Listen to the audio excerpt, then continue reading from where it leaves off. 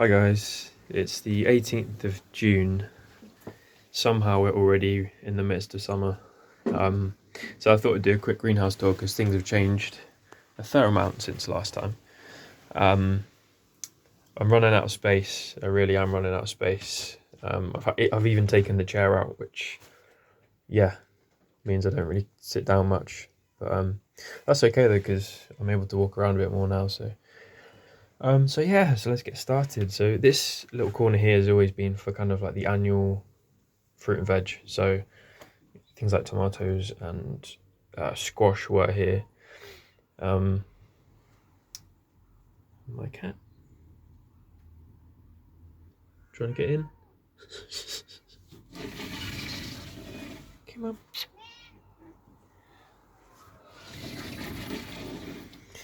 on.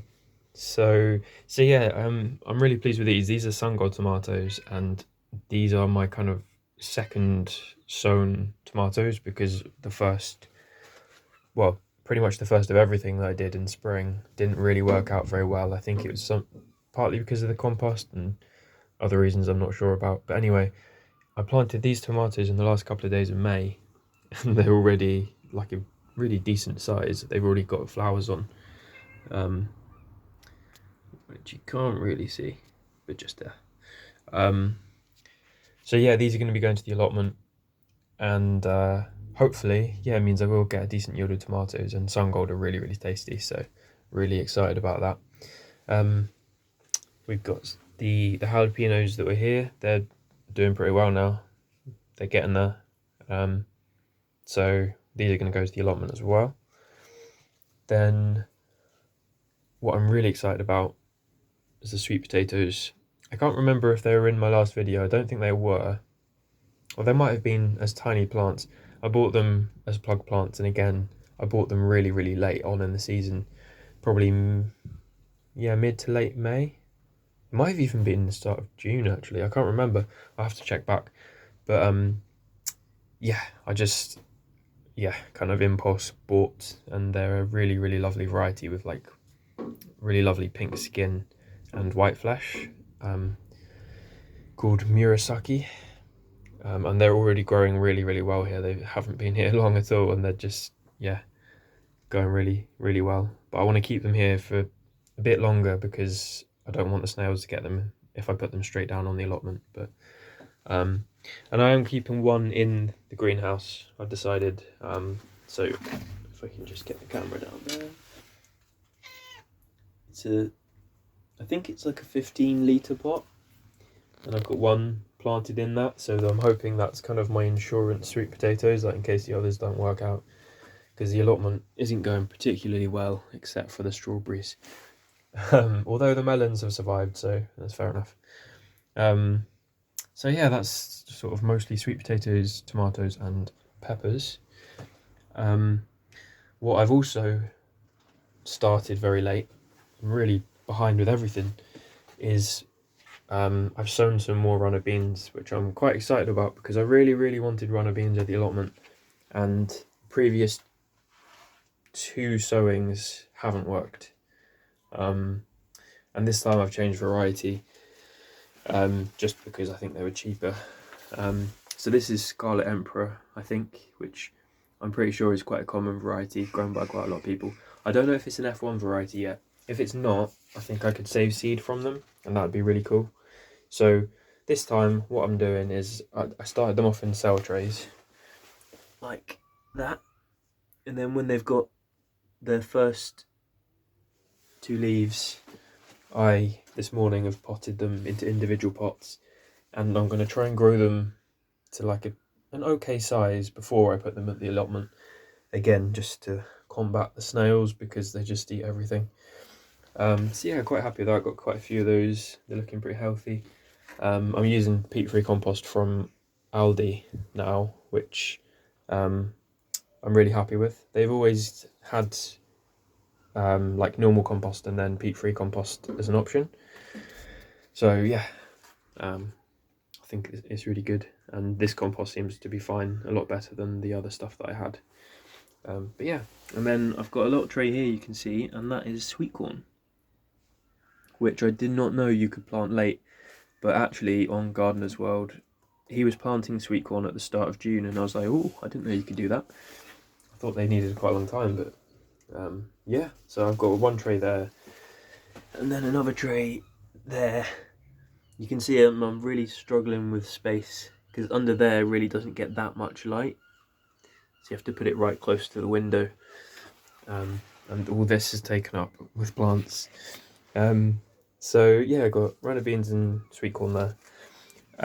The figs are doing really well, so actually this is really cool. So this is supposedly Cordodama ramada, which is a variegated variety of fig, and you can see the actual figs are striped themselves. It doesn't, for me, it doesn't prove that it is that variety, because there are other variegated varieties, so I guess I'll have to just wait until the fruit are ripe and yeah, really compare to see, because it's meant to be like a fairly sought after variety. But then the black Madeira has got actually 4 figs on, 2 there and 2 down there.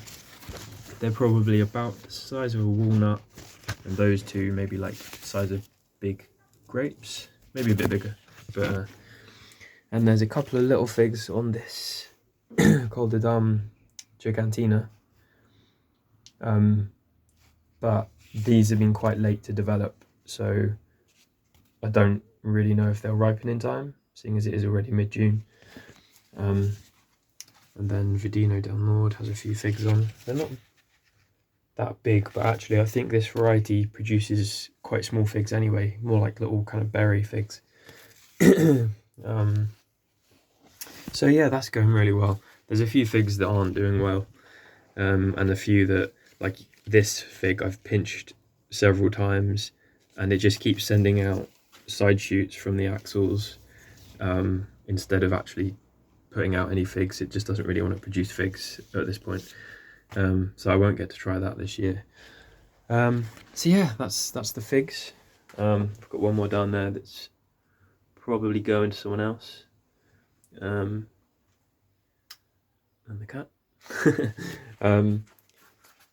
Then this stuff is sort of all the same, because it's always the same. So that's a Ronde de Bordeaux, or Ronde de Bordeaux. Crimson Bonfire Peach, got no fruits on this year. I really don't know if I want to keep it. I think I do, because it does look lovely, but it's kind of taking up quite a bit of greenhouse space that I kind of want to focus on, like things that are going to produce fruit. That's an orange. I can't remember the variety. Oh yeah, it was Navalina, I think. It's not flowering at the moment. The grapefruit has been flowering for quite a while, and you can see like all the little tiny sort of embryo grapefruits, if you like. If a couple of them hang on, then yeah, I'd be happy with that. Get a couple of grapefruits, that'd be really awesome. The grapevine keeps going crazy. This is another fig, which actually you can see the leaves got scorched the other day, because I just didn't realise how hot it was in here. The window is fully open, but I think the door might have been closed, so even though it was well watered, it was just too hot. So I've been keeping the door slightly open now most of the time. Obviously not now, because I'm just filming this, but yeah, so the grape is doing pretty well. You can see all the bunches of grapes. I mean, it only set a couple of bunches, but they're like pretty much like almost full-size bunches of grapes already, which is really cool. There's another one down somewhere down here, seem to remember. Oh yeah, down there. So yeah, I'm quite excited to try the grapes. This Peregrine Peach, it was meant to be a dwarf, but it just keeps like shooting up like crazy. And this, you know, it's meant to be like a really dwarf variety. It's hanging on to a couple of peaches, as you can see there. And there. The other day I was trying to film it and I actually knocked one of the good ones off, and I was like, oh damn. So I'm going to be a bit more gentle. So that's the Peregrine Peach, and then we've got the what's it called? Oh, Mayer's lemon. That's it. I couldn't remember the name.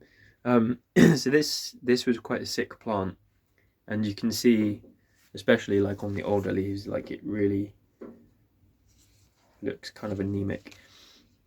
But the new growth, although it's not putting out much new growth, but the new growth you can see is actually slightly healthier looking. Like these leaves here compared to that one, which is not looking good. So actually I think I'm kind of rectifying the problem, and I am feeding it every now and then, so hopefully I can kind of bring it back from the brink. But yeah, so that's pretty much it. I mean, that's the catmint, which the cats tend to eat and go a bit crazy for. Oh look, Bailey's joined us as well. So yeah, that's about it, guys. I'm trying to just really don't have much space in here. So yeah, I'm really excited, especially for the runner beans, the sweet corn, the sweet potatoes. Well, basically everything. I'm just going through everything now, aren't I? And the sun-gold tomatoes and the figs. So basically I'm excited about everything.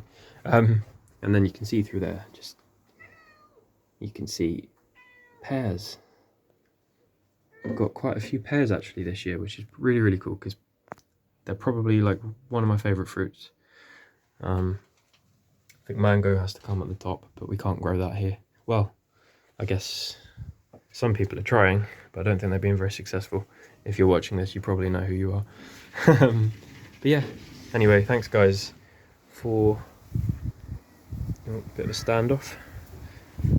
Thank you for watching, and yeah, lots of peace, lots of love, and I'll speak to you soon.